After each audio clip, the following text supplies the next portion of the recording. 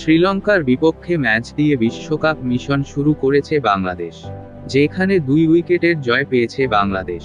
সাম্প্রতিক বাজে পারফরমেন্সের ভিড়ে টাইগারদের এমন এক জয় স্বস্তিদায়ক। তবে জয়টা সহজে আসেনি। 19তম ওভার পর্যন্ত খেলতে হয়েছে, হাতে ছিল মাত্র 2 উইকেট।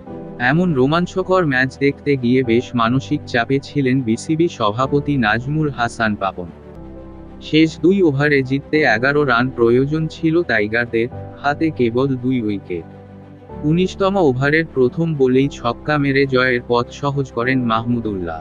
অবশ্য এরপর 6 বল হাতে রেখেই জয়ের বন্দরে পৌঁছে যায় বাংলাদেশ। জয়ের পর খেলা দেখার অনুভূতি ফোন করে বোর্ড পরিচালক জালাল ইউনুসকে জানিয়েছেন পাপন। এ প্রসঙ্গে জালাল বলেন, আমি যখন গাড়িতে ছিলাম তখন সভাপতি সাহেবের সঙ্গে ফোনে কথা হচ্ছিল।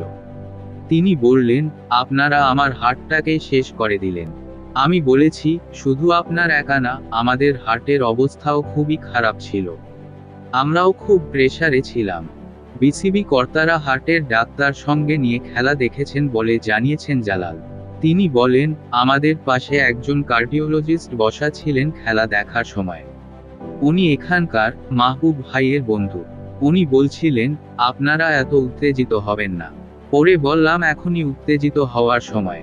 সবারই কিন্তু একই অবস্থা, শারীরিকভাবে এটার ইম্প্যাক্ট পড়তে পারে।